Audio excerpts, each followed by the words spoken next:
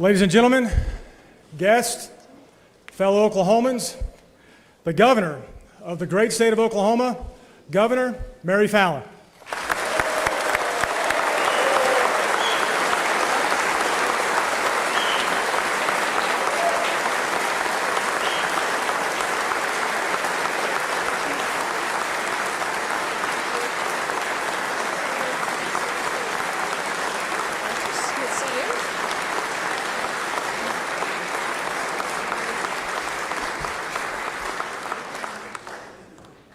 Thank you.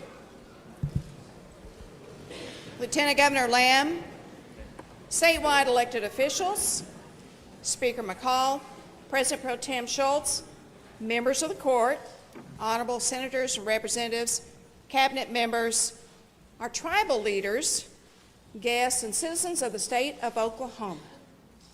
It is my pleasure to be here with you today as we discuss the state of our state. I'm joined today by my husband, Wade Christensen, and our wonderful children, Christina and Adam, and our daughter-in-law, Elizabeth, and other family members. Welcome, guys.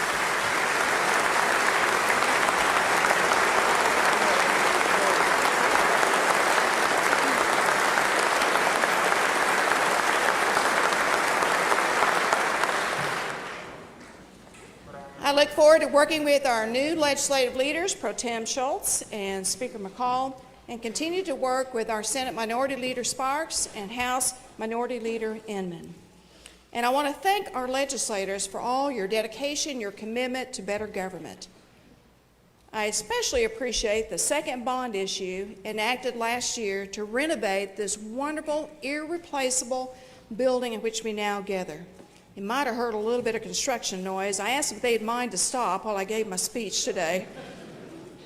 We will celebrate its 100th birthday on June 30th, and we have planned a great celebration for it. Well, this is my 7th year I've had the pleasure of delivering the State of the State message, and we have accomplished a lot. And I plan to be just as productive in my remaining 2 years. In a book on leadership by Stan Toller, it is written, "Great leaders are never satisfied with the current levels of performance. They are relentlessly driven by possibilities and potential achievement. Those who try to do something and fail are infinitely better than those who do nothing and succeed." Today I want to talk about what we can accomplish to give hope to our state and to chart a course for a better future.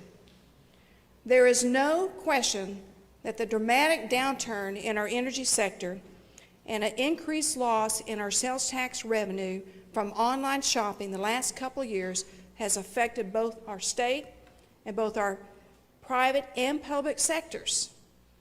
But we are a resilient state, made of strong people with a long, proud history of facing challenges head-on and coming out in a better place.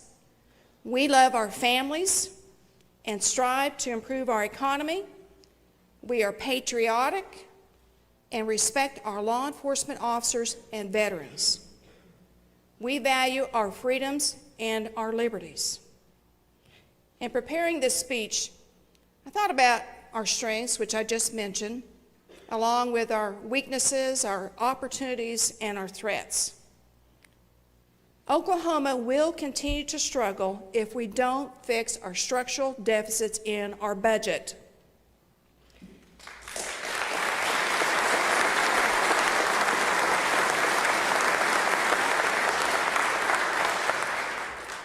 A well-respected CEO of American Express, Ken Chenault, is fond of paraphrasing a quote attributed to Napoleon. "Leaders define reality and provide hope." So, as our state's top leaders, let's focus on the reality of our state budget deficit. To start, for decades, we've attempted to balance our budget for too long with the use of one-time funding resources. We cannot afford to pass another budget using a large amount of non-recurring revenue. It is important to provide sufficient revenues to meet the basic responsibility our government owes its citizens.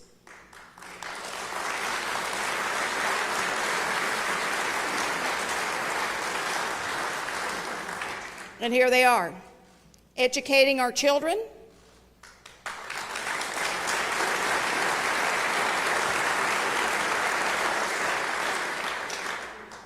ensuring health and public safety for our people,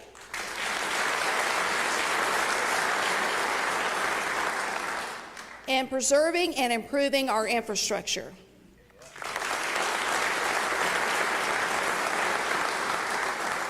Now, no one can argue that these are not fundamental state services, and our ability to provide them to Oklahomans reliably and efficiently is not cutting it.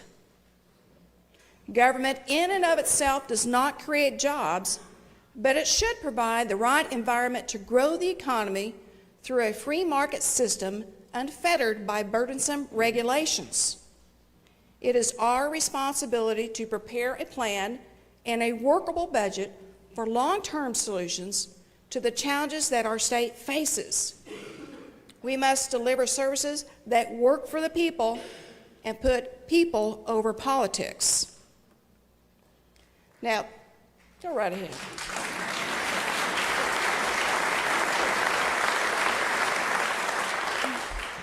But let's face it, the continued uncertainty of our budget affects not only the services we provide to our citizens, but it also affects the effectiveness of our government. So let's work together to get the job done to ensure the best outcomes for our people. Now, to do so, we need to invest in Oklahoma's future. So what do we do about it?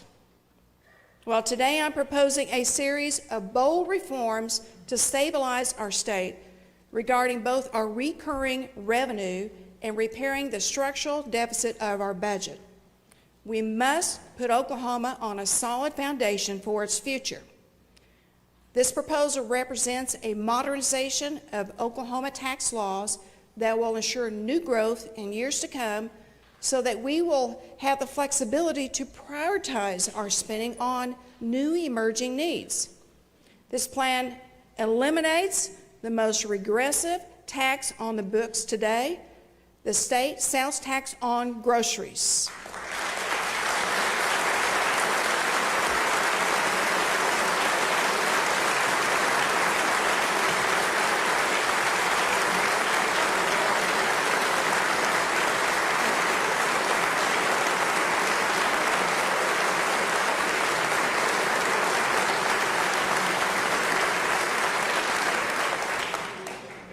This will benefit all Oklahomans.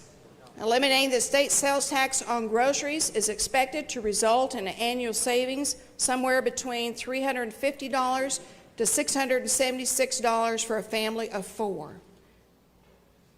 It also gets rid of one of the most volatile sources of revenue, the corporate income tax.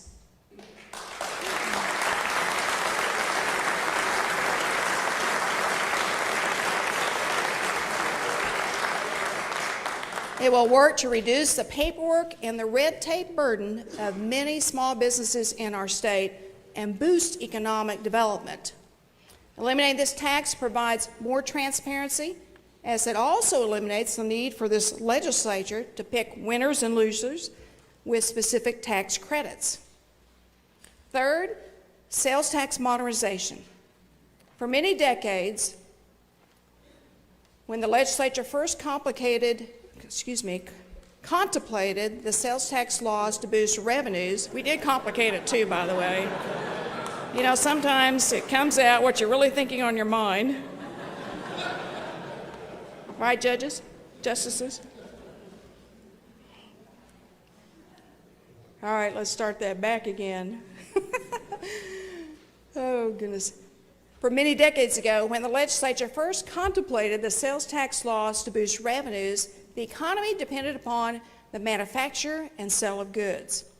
As the economy in the United States has shifted from a manufacturing-based economy to a service-based economy, the way we impose taxes and collect revenue no longer reflects our current economy, but instead an outdated system that has not changed much since its inception.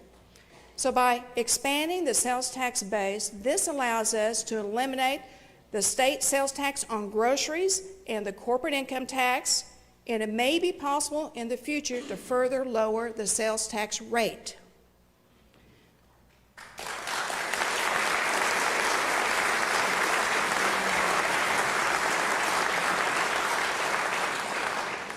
To improve the health of our state, I'm also again asking you to raise our cigarette tax. Smoking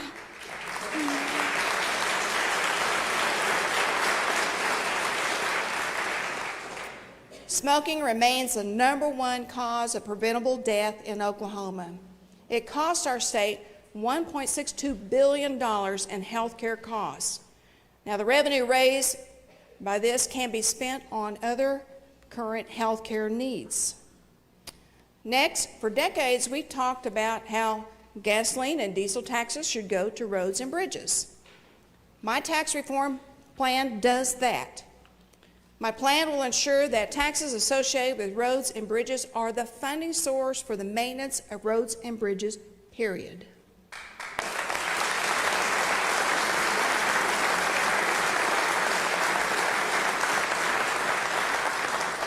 Now, what this does is it returns the individual income taxes to the General Revenue Fund.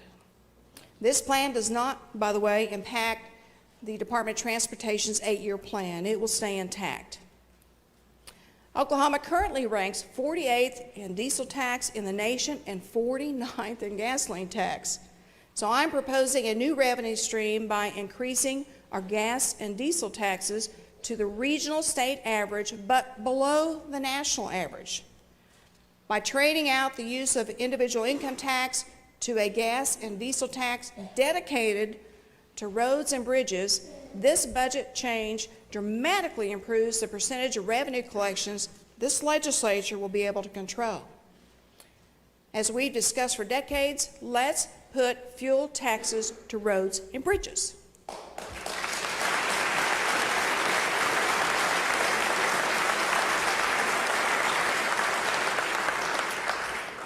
By working together and avoiding distractions, we can solve today's problems and make Oklahoma grow and prosper. First, to improve the workforce and education. I'm going to talk about that.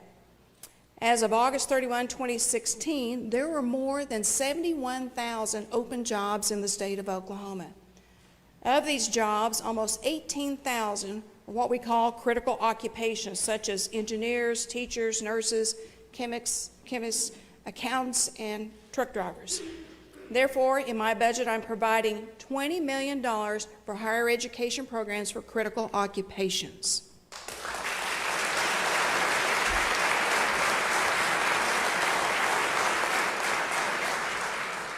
A thriving, prosperous economy must have a skilled, educated workforce, and that starts with good teachers in the classroom, providing our children with a quality education 5 days a week.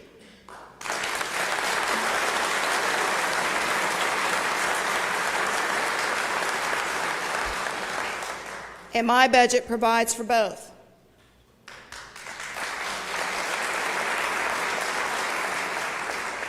In a recent meeting I hosted with some major national site location companies, an executive asked me how he could persuade businesses to come to Oklahoma when some of our schools have 4-day education weeks. We must have 5-day school weeks.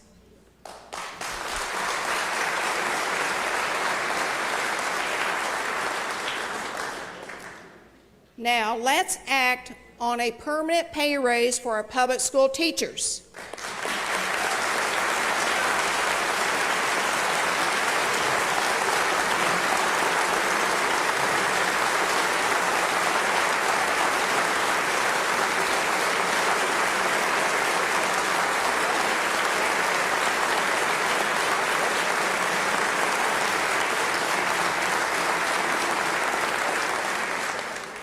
It's what the public wants, and it's what our families need. The pay raise may need to be phased in and it may be targeted, but it must be done. However, we also know that a pay raise alone will not improve student outcomes. We have to ensure that more existing dollars are reaching the classroom by tackling administrative inefficiencies head on.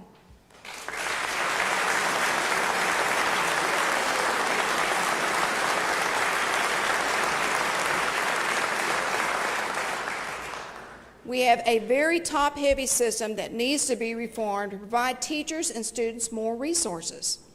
The state already provides a number of services that school could voluntarily take advantage of to save money, such as our IT services, our purchasing, and bonding assistance. So in addition to that, I'm creating a task force to review the state's education funding formula, to evaluate funding sources, and to analyze the K-12 system footprint. Just as we must fix our state's budget structural issues, we must do the same for our K-12 education system.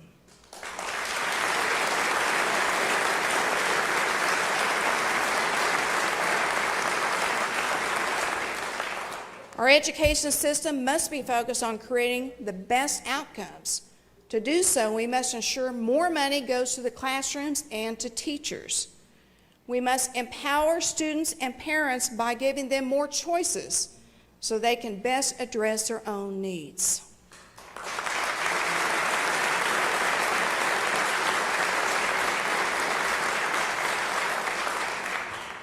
We must be accountable to the taxpayers on how we spend our education dollars. Second, public safety. We need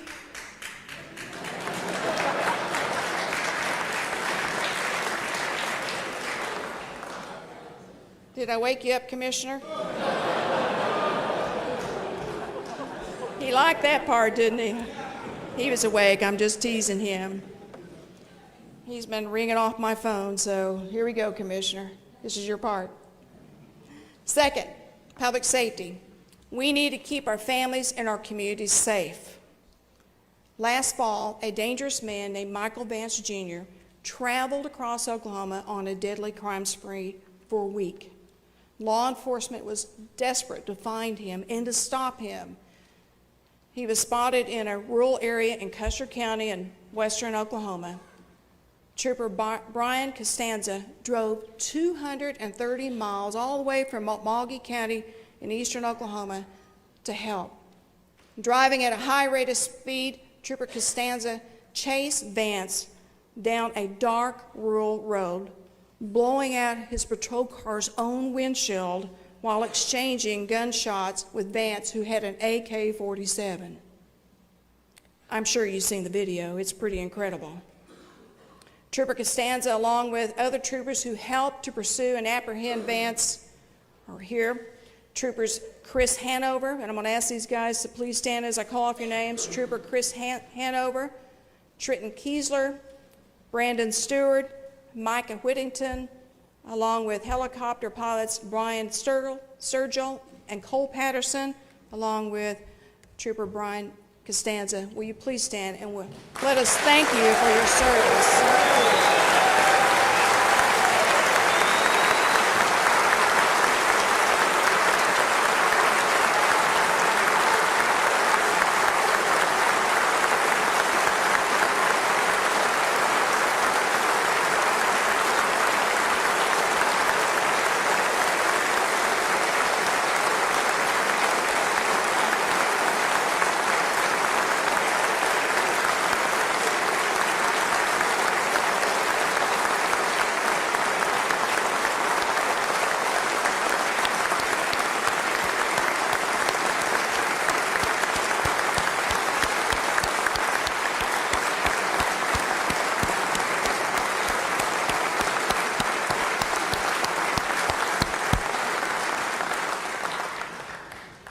Thank you to all of our law enforcement officers and their families who make sacrifices to keep us all safe. We appreciate you.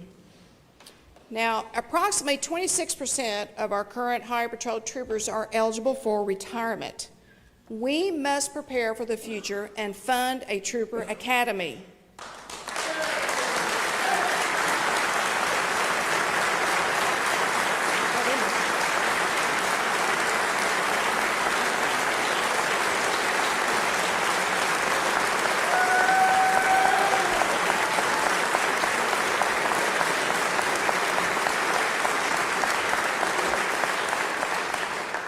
And while we're at it, no trooper should be furloughed or restricted to drive 100 miles a day because of lack of funding.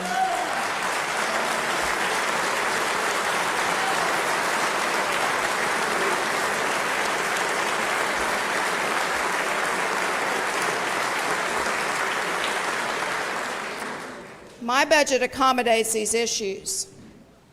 Investing in public safety is not just about investing in the Oklahoma Highway Patrol.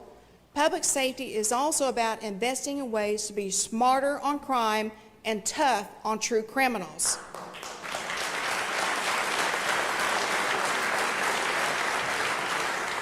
It's no secret our prison population is in a crisis with over 61,000 people under the jurisdiction of corrections. Our prisons are way over capacity, and our prison population is expected to grow by 25% over the next 10 years. Oklahoma's overall incarceration rate is the second highest in the country. We lead the nation in female incarceration, incarcerating women at 2.5 times the national average. Now, contrary to what some of you may think, Oklahoma women are not meaner.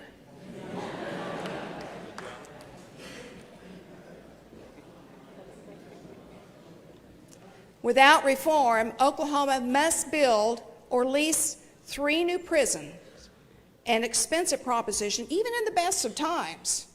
We would need 2 new prisons immediately without any further reform this year. So that is why I created the Oklahoma Justice Reform Task Force to find data-driven, smarter on crime policies to focus on improving public safety.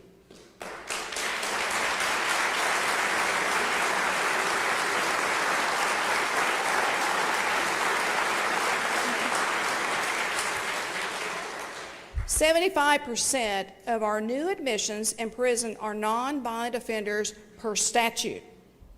The number of drug possession offenders sentenced to prison with no prior convictions has more than doubled in 5 years. My budget includes new money for corrections and treatment, which includes a $50 million bond issue to build wings on a men's and women's prisons for substance abuse offenders and rehabilitation.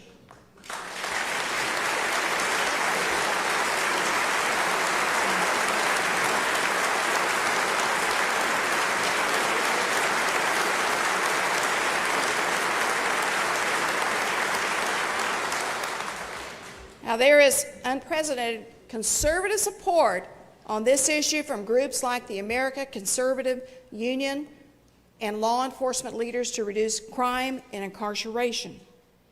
Meanwhile, smart on crime states, conservative states such as Texas, Utah, Georgia, Kentucky, and South Dakota are already headed in this direction, and states have seen better public safety outcomes by pursuing these types of reforms.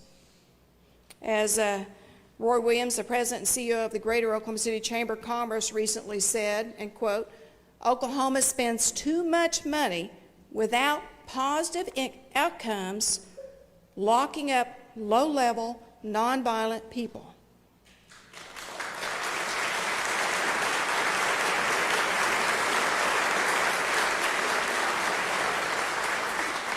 The business community supports the governor's efforts and encourages the legislature to seriously consider these recommendations.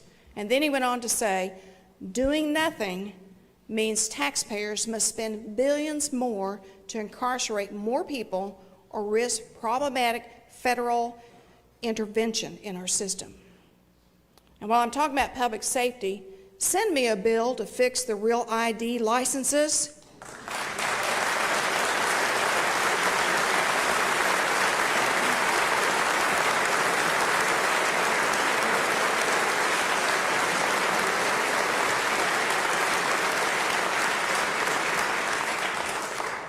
We have 4 months to solve this issue. Let's get it done.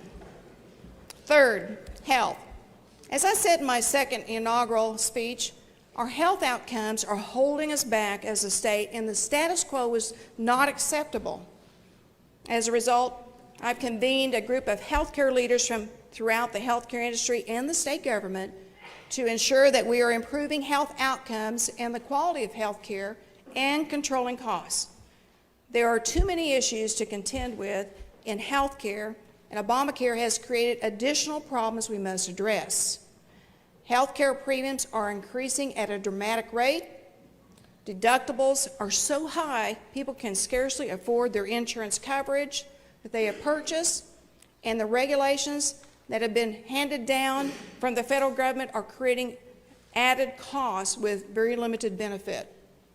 So with the help of our local healthcare leaders, we are developing a plan that we will submit to the new administration to fix the problems we have seen in Oklahoma. We hope to reduce regulations, to create lower cost insurance plans, encourage investment in private health accounts so people can direct their health care purchases, and utilize successful local programs like our Insure Oklahoma program to provide health insurance coverage that works for Oklahoma. Now, while we are fixing our broken healthcare system, we can never take our attention away from preventing illnesses in the first place. So let's not forget that too.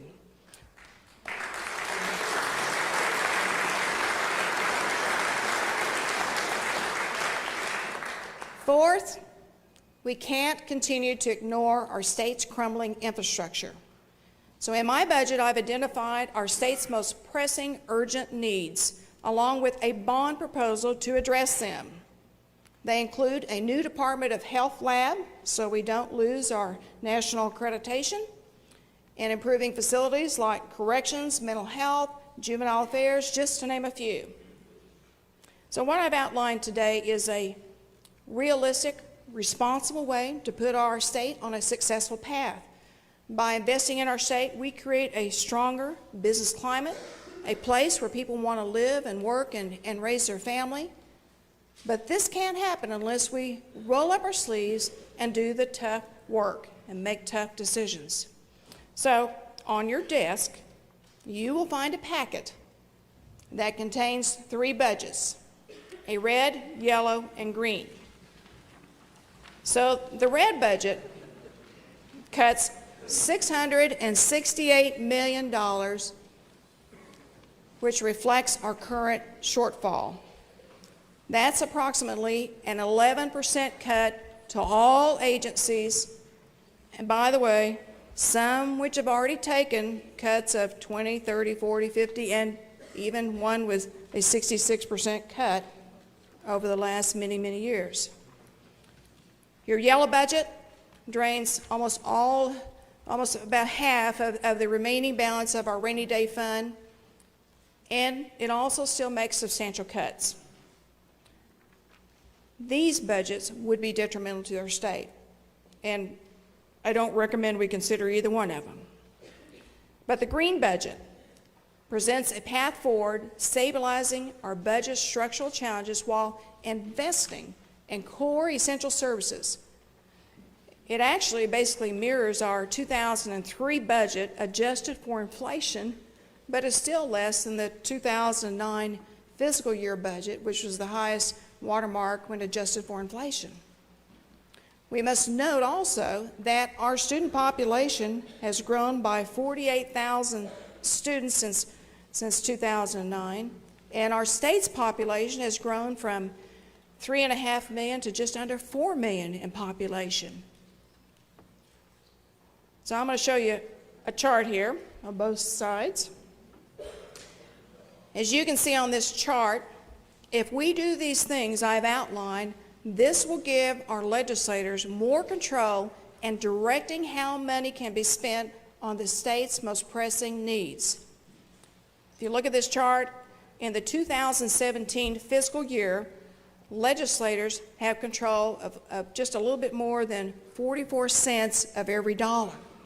But by making the changes I've outlined, we can bump that amount up to 62 cents and 62% of every dollar by the year 2020 in the fiscal year. That means you have more control as legislators to prioritize our spending on the state's most pressing needs. Just think what we could accomplish if we were able to structurally change our budget. We can chart a new, brighter course for the state of Oklahoma. As the Bible says, without a vision, people will perish. We have to have a vision. As Henry Ford said, coming together is a beginning, keeping together is progress, and working together is success. So let's work together for success. To all of you, I want to say I look forward to having a productive legislative session. Let's get to work in investing in our state's quality of life. God bless you, and God bless the state of Oklahoma. Thank you.